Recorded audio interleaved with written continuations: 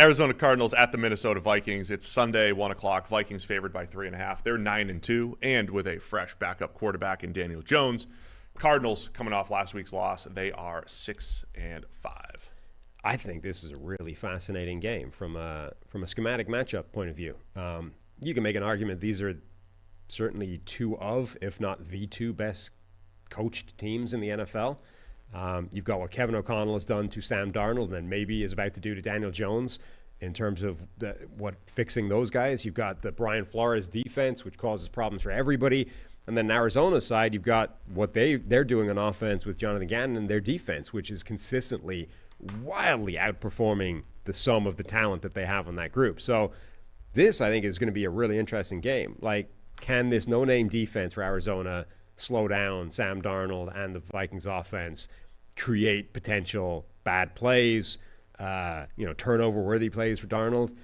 And how does Kyler Murray do against the Brian Flores defense? Yeah, it feels like the Cardinals are going to have to force generic football analysis. Arizona's going to have to force some turnovers, win the turnover battle. But legitimately, physical. They don't every week. They don't have the dudes up front to win one-on-ones. They scheme up pressure. They did a nice job. They got the strip sack on Geno Smith last week. I'm like mixing up games here. Can they do that to Darnold? Because, man, I was so impressed with Darnold and just this Vikings offense last week. TJ Hockinson with his best game so far after his return. Jordan Addison, 160-plus yards. And so that's what makes Minnesota so dangerous right now. That trio of Justin Jefferson, who teams have to account for, as you've mentioned, Jordan Addison, TJ Hockinson, the run game with Aaron Jones. A lot of ways to win for Minnesota. We spent a lot of time either waiting for Darnold regression or talking about the Minnesota defense this year. But the more I see Darnold, again, bounce back from bad games, stay aggressive, and have answers. I think he's done a really good job of forgetting mistakes. And as a team, I've highlighted this a lot this year. Anytime teams come back on them, they have answers, right? They come back with these really good drives.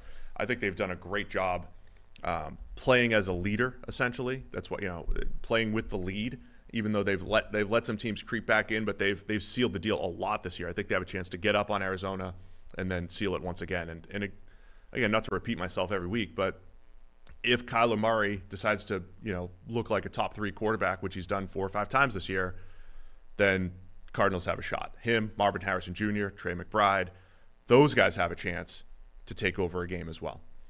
They do, yeah. I mean, the offensive side is a different story for Arizona because they do have insane talent there. Certainly at the skill position players. All those guys are absolute monsters. They have got the weaponry to cause problems for Minnesota. And as much as the Vikings defense is dramatically improved from a personnel standpoint versus a year ago, they still have weaknesses. Like, you can still, particularly in the secondary, you can still attack the corners of that team. You can still attack this defense with superior athletes and superior playmakers and eventually win. I mean, we saw that with Detroit, right? The Vikings schematically dialed up a lot of good plays against Detroit, and it didn't matter because the Lions had the answers from a personnel standpoint that Minnesota couldn't match up with. And we've seen that the last couple of weeks as well. Eventually you're going to get Shaquille Griffin matched up with somebody one-on-one. You're going to get the diminished old man version of Stephon Gilmore matched on somebody one-on-one. You're going to be able to get those plays, and if you can make them when you get the one matchup, you can have a big high-leverage play that goes your way. But schematically, they are able to help those guys a lot. But that's the side of the ball where Arizona matches up for just man-on-man pretty well. The other side is more of a question.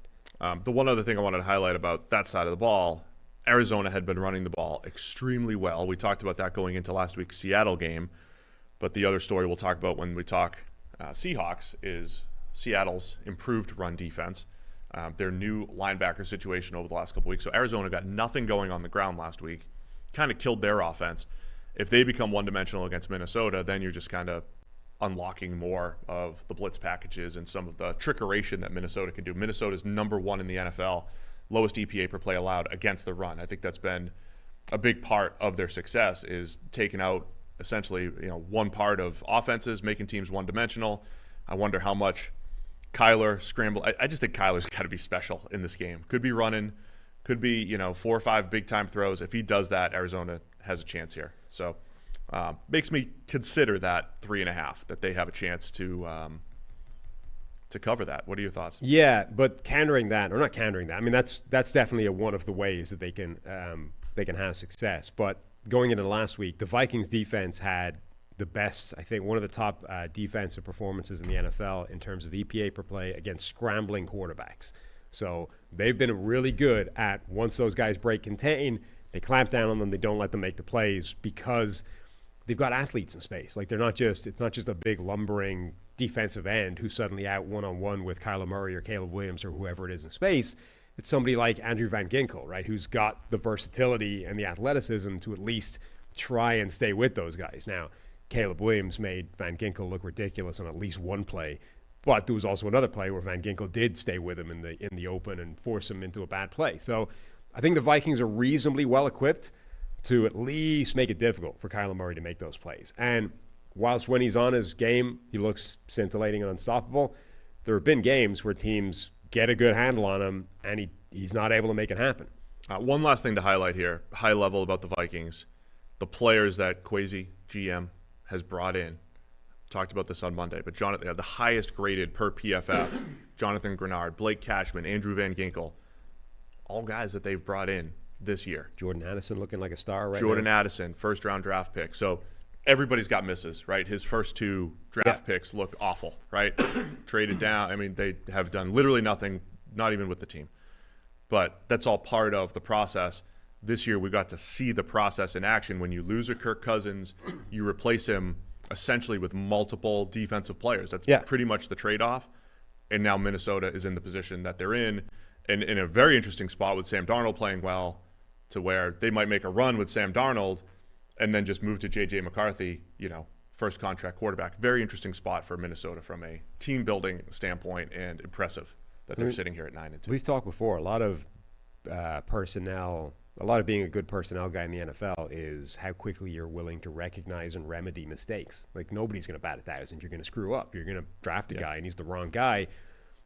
A lot of the ability to be good is how quickly can you realize that's a screw up, fix it, or insulate yourself from it in the first place, the way the Lions do, right? Multiple picks on the same position so that if you do screw up with the first guy, the second guy's there to be able to potentially fix that. But the Seahawks have usually been very good at this, right? Identifying where they've goofed and quickly moving on from it and going in a different direction. I think that's a big part of this. Might be worth a whole off-season discussion. But for now, we're just going to pick this game. Yeah. Minnesota by 3.5. Where are you going? I'm going to go with the Vikings. My brain's starting to talk me into Arizona. I'll take the Vikings as well to cover the 3.5. Harry, also going to take Minnesota. Thanks for watching all the way to the end of our video. For more great content, click here to subscribe and here to watch another video. We'll see you again soon.